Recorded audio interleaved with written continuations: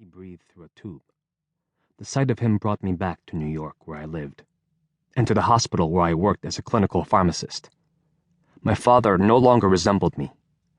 The short boxer's physique, a bullish muscularity I'd always detested sharing with him, was gone. In fact, he no longer resembled anyone in the family. He belonged now to that transnational tribe of the sick and the dying.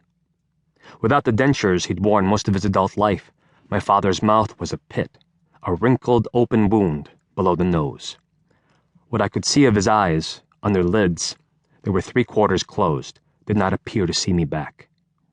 He looked not only thin, but vacuum-dried, desiccated, less a human than prehistoric remains of one. He groaned, a low and heavy sound. "All right, Papa, all right." My mother took a brown dropper bottle from a chair next to the bed. "This used to hold him for a while," she said, "but lately he's complaining around the clock." Steadying his chin, she released a dose of liquid morphine into his mouth, with the dainty caution of a woman ladling hot soup or lighting a church candle. He let out another groan. "Shh." She stroked the sides of his face. Even bedridden and in pain, my father had managed to preserve their old arrangement. When he called, she was there to wait on him. I predicted this, and how much I would hate to watch. In my suitcase, I carried an answer. Sucralol was the newest therapy for chronic pain on the market in America.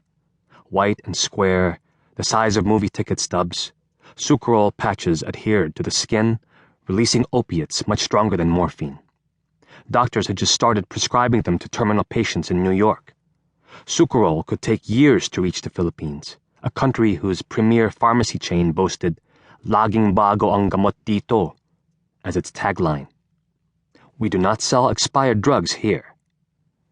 Still, something kept me from unpacking the patches right then.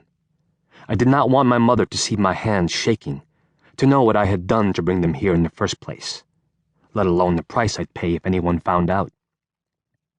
"Is that better, Papa?" My mother returned the morphine to the chair next to a rosary, a spiral notebook, a folded white hand fan. She logged the dose into the notebook, like the nurse she'd once been. I picked up the fan and opened it, rib by wooden rib. Its lace edge had frayed, but the linen pleats remained bright and clean. I remembered sitting on her lap as a child during Sunday Mass, while she flicked her wrists back and forth to cool me with it. She'd brought my father to the doctor 8 months before, when he had trouble breathing and couldn't finish a meal without hunching over in pain. His belly had grown to the size of a watermelon and, from the veins straining against the skin, nearly as green. When my mother called me in New York and said, "liver cancer," I imagined my parents as clearly as if I'd been sitting in the free clinic with them. I saw my father shrug or grunt each time the doctor addressed him, as proud and stubbornly tongue-tied as he always became around people with titles and offices.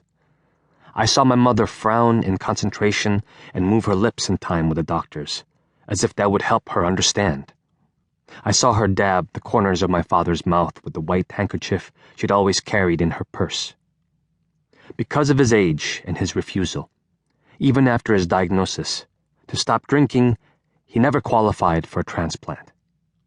At my mother's request, I wired money to a Philippine national bank account that I kept open for the family. Whenever someone needed rent or medicine or tuition back home, I sent what I could, having no wife or children of my own to support. In my father's case, I thought about refusing, but it occurred to me a relative might say he could get better care in America. His coming to New York for treatment and staying with me, or worse, in the hospital where I made my living, was something I'd have wired any sum to avoid. When chemotherapy did not stop the cancer's spread to his lungs, when radiation did not shrink the masses, my father's doctor began to speak in a code we both understood. Pain management instead of treatment. Not recovery, but comfort in his last days. My money turned from doxorubicin and radiotherapy to oxygen tanks, air conditioning, the dark brown bottle of morphine. Still, I expected my father to survive.